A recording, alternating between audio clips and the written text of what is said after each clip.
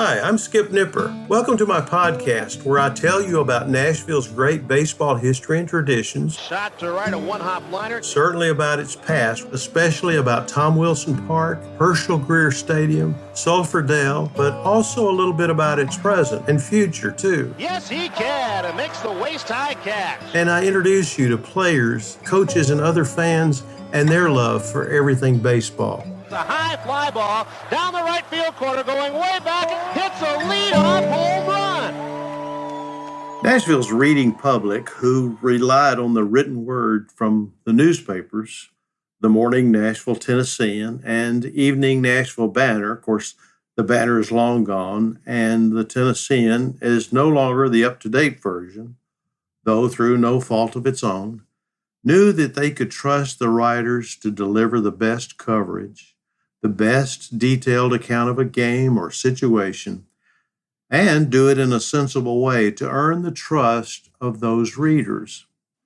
Many are long gone, but today we have Mike Organ of the Tennessean, Tommy Bryan of Main Street Media, Tom Wood of the Tennessee Ledger, and how could I forget the affable and sometimes laughable Larry Woody, also of Main Street Media, who gives his take on the outdoors and motor racing most every week to this day.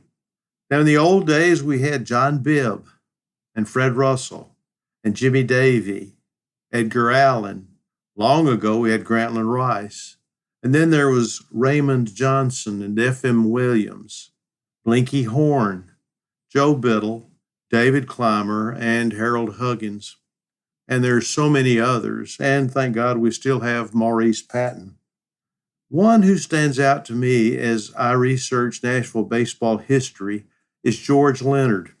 He loved baseball, as evidenced in his coverage of local baseball, especially the Nashville Vols, for the Nashville Banner, where he eventually became sports editor.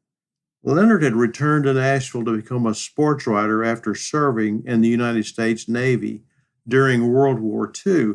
But another way I know he loved baseball so much was that he coached baseball, two teams, the Green Hills Market and Green Hills Pharmacy junior knothole teams that won championships in each of the 12 years he coached, and I think a couple of his sons played for him.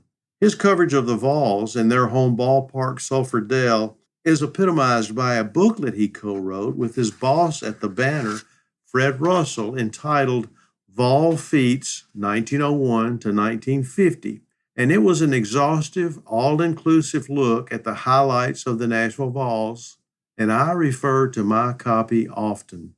Then there's an article Leonard wrote that was published in the Sporting News, May 10th, 1950 edition, that gives his description of Sulphur Dell, entitled Sulphur Dell of Nashville, Park with outfield hills, gardeners play high up, infielders at bottom to grab balls on the rebound. Well, it's an illustration of the ballpark Nashville's baseball community called home at the time. And he writes, Sulphur Dell, historic home of the Nashville Vols, is not only unique among baseball parks in the United States, it is also the most cursed, most unbelievable, most bizarrely angled field in organized ball. Now, this article he's writing is to let everyone know, Nashvillians already knew, but those who read the Sporting News and read it on a regular basis would get to know Nashville's ballpark at a deeper level. All around the outfield, there is a steep embankment, he writes. The more talented outfielders are able to climb these pinnacles and snag long flies, but it is an art few players possess. The Dell has been called a bandbox, compared to a telephone booth, scorned as a contraption, ridiculed as an alleged baseball park, and vilified as a monstrosity. And it's all because of the outfield topography and the precipitous inclines which make life dangerous for unwary outfielders. That and a right field fence located at the top of the slope only 262 feet from the plate and surmounted by a high screen which makes for some freakish blows. Sulphur Dell is also claimed by Nashvillians to be the oldest park in the country. As early as 1885, professional games in the old Southern League were played here when it was known as Athletic Park. Now, let me interject that it would be a few more years before the owners of the Vols would place a large marquee above the entrance to mark the location of the ballpark, and on it were the words Sulphur Dell, baseball's most historic park, and underneath in smaller letters it said, since 1870, because it seems by then it was discovered that the Sulphur Spring Bottom area, the name that predates Sulphur Dell, was used for ball games that early, 1870. But Leonard goes on to write, the steep banks, or dumps as they are known locally, rim the entire outfield. The rise in left and right field is approximately 45 degrees, while the center field elevation is higher but much deeper, making the inclination more gradual. The right fielder usually stations himself on a well-worn ledge about 1/3 of the way up the 25-foot dump. And from this spot, he may get a running start on short flies to the base of the incline, or race along the 20-foot ledge to try for drives to right center. The only way right field in Sulphur Dell can be played is for the second baseman to function as sort of an assistant outfielder. Many a hit bouncing off the 15-foot fence or 30-foot screen above it has been fielded by the second baseman at the foot of the dump. A popular procedure on high flies near the top of the dump is for the right fielder to trot up in the hope of making the catch while the second baseman waits at the bottom for rebounds. Now, you may remember me saying before that if a right fielder is standing at the base of the fence, his feet are 22.5 feet above the playing surface. Makes it very interesting, doesn't it? And Leonard writes, originally a sulfur springs and a trading, watering, and picnic spot in pioneer days, Sulphur Dell was the site of amateur baseball contests shortly after the Civil War. Grantland Rice is generally credited with giving the park its colorful name. Until 1927, the Dell faced in the opposite direction from its present site. Fans sitting high in the grandstand seating 8,000 can still see the vague outlines of the old base paths. Even in the old park, there was a steep dump in right field and right center, though the rest of the outfield was level. Leonard goes on to describe the addition of a screen high above the outfield fence.